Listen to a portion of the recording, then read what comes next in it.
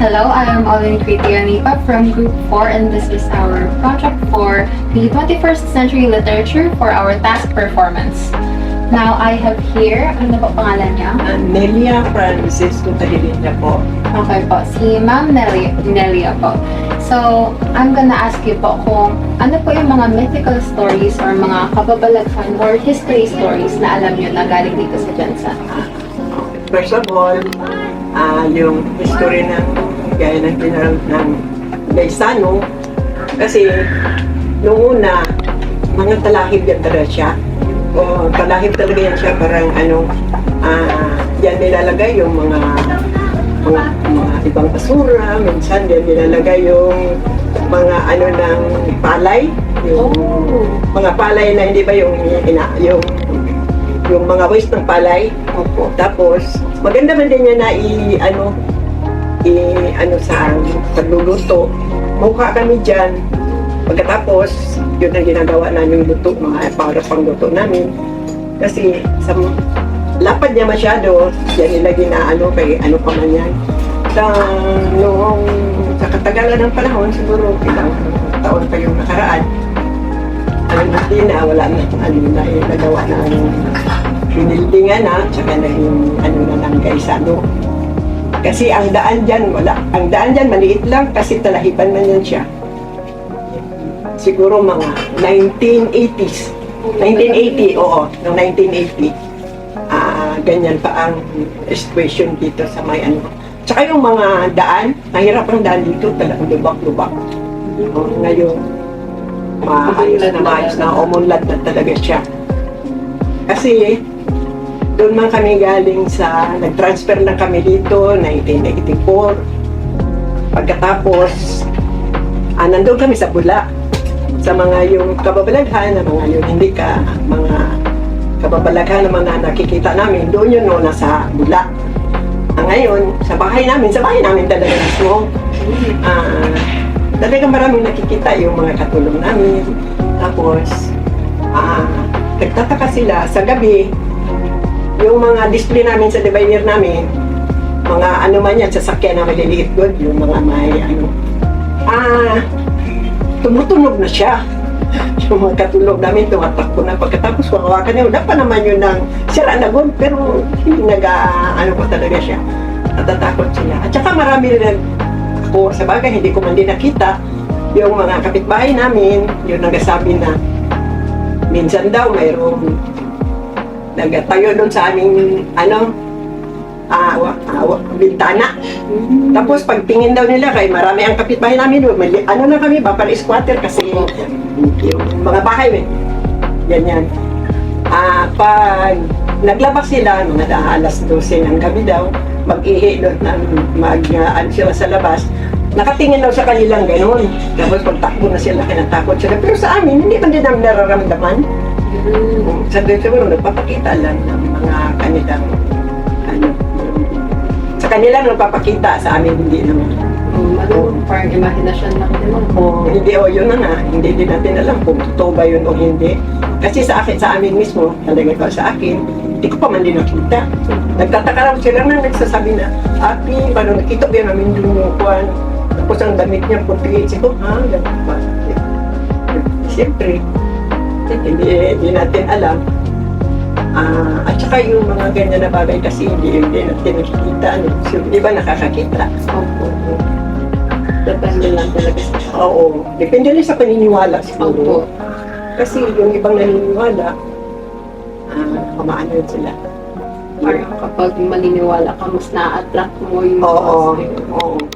Pero dito sa amin, mayroon din naman ng mga 3 o'clock yan, mga bulante man kasi ganun, kaya trabaho namin, bulante ng kape, at 3 o'clock, gumigising na ako, nagtatakarin nga ako, bakit kaya lumalakad yung nakatakip na ang didisplayan namin, din yung palanggana. Opo. Naglalakad sila na magkasama doon, natanggap pa rin kaya ito. Pag ginawatong ko niya, wala namang sabi ko, baka nandoon yung pusa. Wala namang laman. Talaga, inaano ka lang, pero ako din ako natatakot kay hindi man din yan mga kababalaghan, hindi naman, wala katotohanan doon. Kaya talagang bet lang.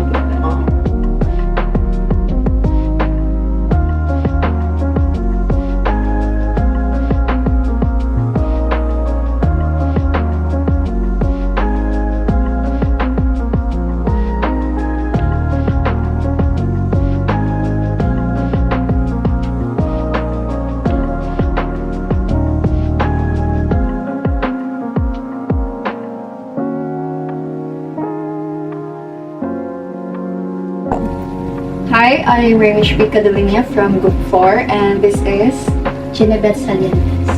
So, ano po ba yung mga paniniwala niyo here sa Jensen? Sa tagal ko dito sa Jensan, naniniwala ako na parang yung pagtayo ng SM is parang may ginawa na buhay. If ever na magtayo ka ng building na bago, minsan hindi talaga may iwasan na may namamatay na mga aksidente na mahulog sa building. Yun ang paniniwala.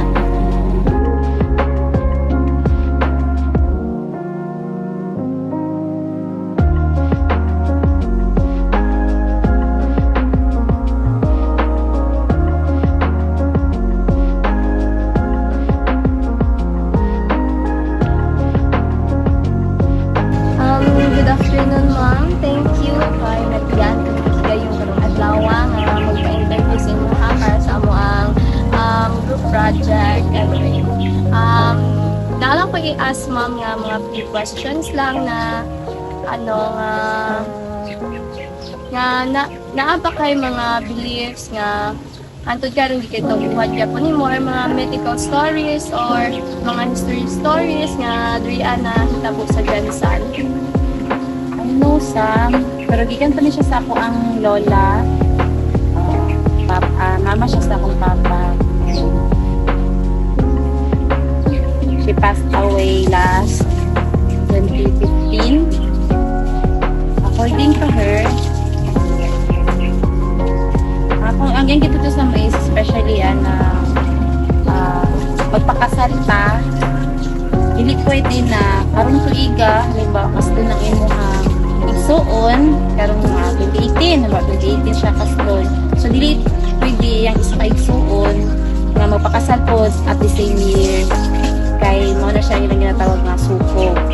So pag magsukob manggod, ang isa sa duha ka igsuon nga magpakasalan ng tuiga is mamalas siya ba, kumbaga hirap, tapos ang isa mayahay. So better na lang jud na ipagpaliban na lang guro sa isa ang pagpakasal. Next year na lang siya pwede magpakasal para wala yung suko. Tapos ang iba pa na ko na banan is karang matulog ta nga magdamgo ta nga mga tanggal atong ngipon is very bad luck di daw na siya kaayo ng basa pang lula kay kung magdamgo manggod ka nga na something happen manggod sa imong pamilya, bad happen para sa madisgrasya ang pamilya nimo. Kung hindi man madisgrasya na naadra mo na mamatay sa inyo mga anak bang mga beliefs na di ba niya. So ang imo ang buhaton na para makontradict mo na siya, imo na siyang ipaak sa unlan na kanang bago ka mo bangon sa imong higdaanan, dapat ipaksa nimo siya sa inyong imong unlan. So, pero baliktaron imong unlan. Tapos, if ever na makalimtan nimo siya paak, dapat dili sa gid ka mag-istorya. Pwede ka mangitaog kahoy nga patay na dito nimo siya ipaak kung halimbawa if ever na makalimtan nimo siya ipaak sa unlan. Pero dapat dapat ang adlaw jud dapat imo jud ang buhaton para at least murag masumpa siya ba nga dili to mahitabo may madisgrasya ba sa inyong mga pamilya or either mamatay ba kay mostly magod sa close family magod na siya mahitabo.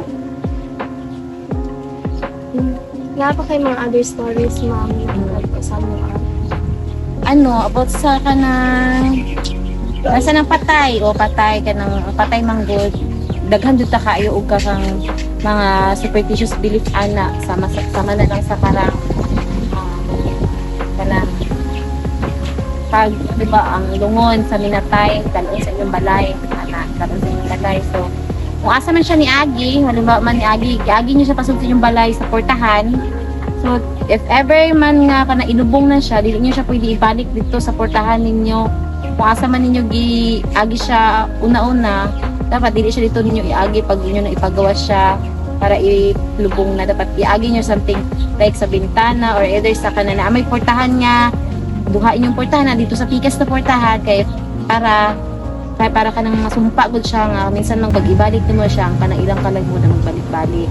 Tapos after ana pag iagi niyo siya, it's either sa isa ka portahan or sa bitana, dapat bukaan ninyo na siya o kanang clear good na baso o plato nga magbuak.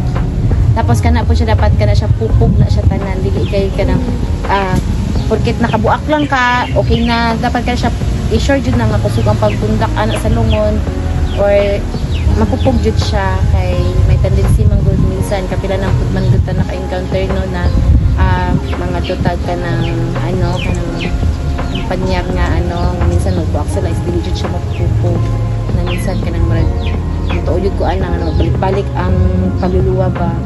After ana ni magbuak, dapat ang both ang pamilya tanan nga gikan sa mga bata paingon sa katigulangan, dapat igsuong na siya sa lungon, diretso na siya kung asa man lapit mo sa kayo, di na siya pwede nga igsuong ka diri tapos mabalik na pud ka ana dito si mong agi kay para dili jud na pwede, dapat diretso lang pa para ang kaluluwa sa ato ang minatay is pagpadayon siya sa iyang atuan for peace na siya. Wala man ang ako ang alala na kay iban pero nakalimot na jud ko sa uban jud na mga istorya sa kuhan nila gitugay na mga gitugay. Ang ako aday natudan sa iya mga gipang share sa ato about sa mga beliefs nila sa una is kanang about jud about sa patay o about sa kanang usually madunggan man ako na siya sa ato madunggan ako na siya sa mga parents na ako about anak nga mao nay braton, which is ginatuuhan pud na ako na kay na spread man pud sa kuha. So mao lang to, wala man siya giingon pud na dapat inyo tuuhan or tuuhan ninyo, pero para sa kuha wala may mawala sa to ako atoa siyang sundon kay para sa tuwa naman Japon siya. If dili man siya tinuod, at least gihimo na to, di ba? At least nakalikay po ta. And mao lang to. Thank you.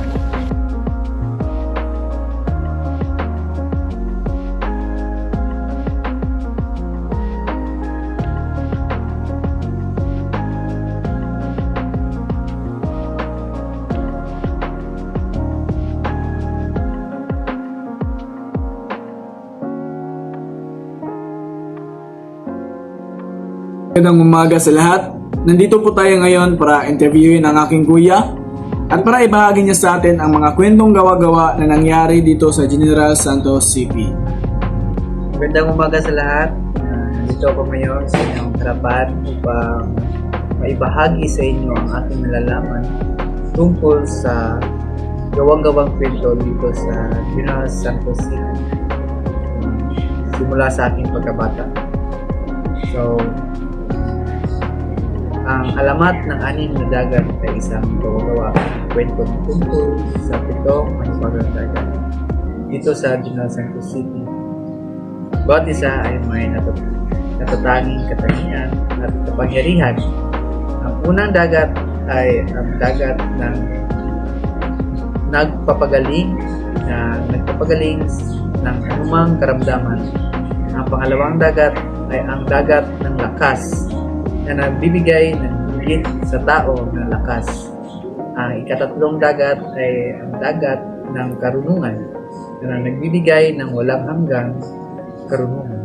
Ang ikaapat na dagat ay ang dagat ng kagandahan na nagpapaganda sa sinumang walang hanggan. Ang ikalimang dagat ay ang dagat ng kabataan na nagpabata muli ng sinuman. Ang ika-6 na dagat ay ang dagat ng kayamanan na nagbibigay ng napakalaking kapangyarihan. So, yun lang yung alam ko.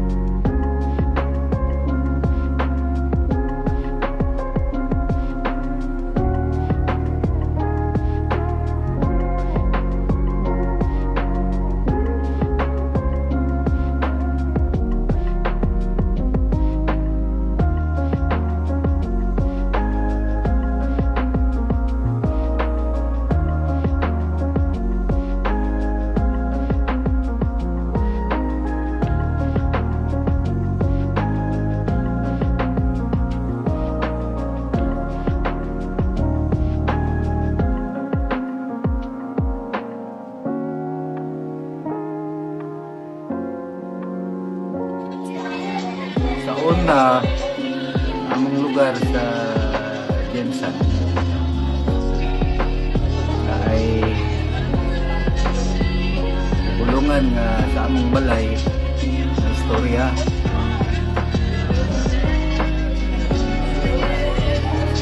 Tulog ni sa among sala ay bato nga mutumpa sa among pilit. Windy kuno to, windy. Ibog man ang windy sa katabang. Kundi magayo na ibog siya. Kanya kay ang katabang usog man mamalikas. Di katulog na mo. Bato, magmuha og mga lubod dito sa ubos, mga bato, ilabay dito sa mga sa katulog mi.